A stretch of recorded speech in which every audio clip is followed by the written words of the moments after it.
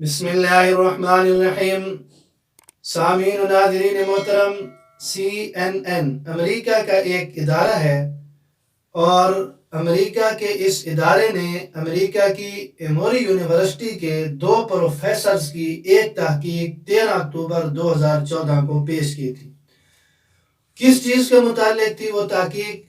کہ پرتعیش شادی کی تقریبات، یعنی ایسی شادیاں جن پر خرچہ زیادہ کیا جاتا ہے، مختلف قسم کے فنکشن کیے جاتے ہیں اور بے تحاشا مال و دولت لٹایا جاتا ہے، آیا یہ ازدواجی زندگی پر وہ اثر انداز ہوتی ہیں یا نہیں ہوتی؟ یعنی یہ شادی کی پرتعیش شادی کی جو تقریبات ہیں یہ کیا کردار ادا کرتی ہیں؟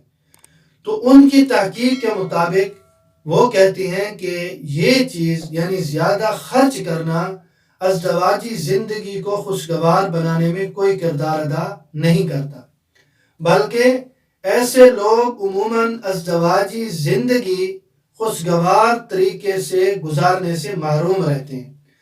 سروے میں 3151 شادی شدہ افراد کی زندگیوں کا مطالعہ کیا گیا اور ان سے مختلف قسم کے سوالات پوچھے گئے۔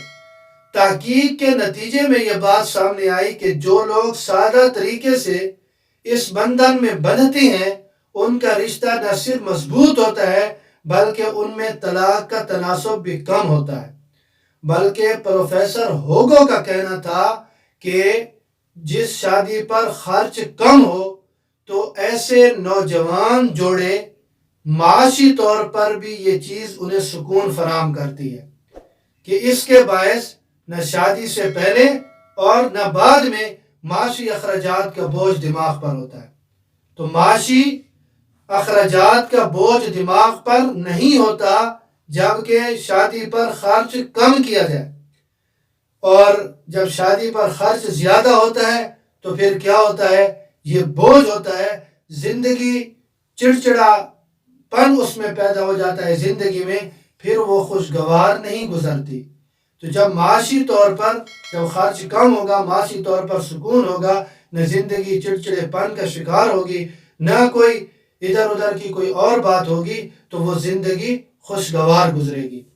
لیکن قربان جائیے رسول اکرم صلی اللہ علیہ وسلم پر، مخبر صادق صلی اللہ علیہ وسلم پر، جناب محمد مصطفیٰ احمد مجتبیٰ صلی اللہ علیہ وسلم پر، کہ انہوں نے تو تحقیق ابھی پیش کی 1400 سال پہلے آپ صلی اللہ علیہ وسلم یہ تحقیق ان واضح الفاظ میں، واضح اور صاف الفاظ میں یہ تحقیق بیان فرما چکے کہ یقیناً سب سے بابرکت نکاح وہ ہے جس میں کم سے کم اخراجات ہوئے ہوں، یعنی شادی وہ بابرکت ہے جس پر خرچہ کم ہو، نکاح وہ بابرکت ہے جس میں اخراجات کم ہوئے ہوں۔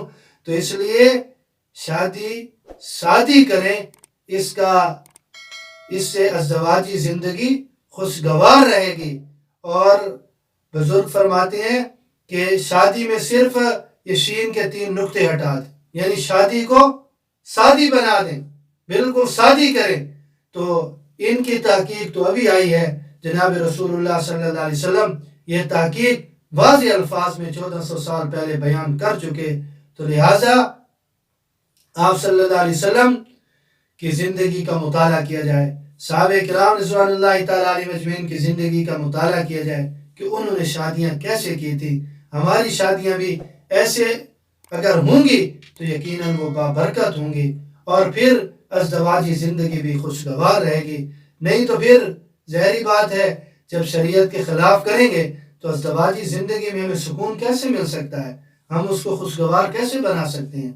تو اس لیے جو چیزیں ثابت ہیں شریعت سے انہی کو کیجئے، اور ایسی تقریبات جو کہ ہندوانہ رسمیں ہیں، جو رواج ہیں، وہ ہماری شادی میں آ چکے ہیں، ان سے اپنی شادیوں کو پاک کریں، شادی کریں، زندگی خوشگوار گزرے گی۔ اللہ رب العزت مجھے اور آپ سب کو سنتوں پر چلنے کی توفیق نصیب فرمائے۔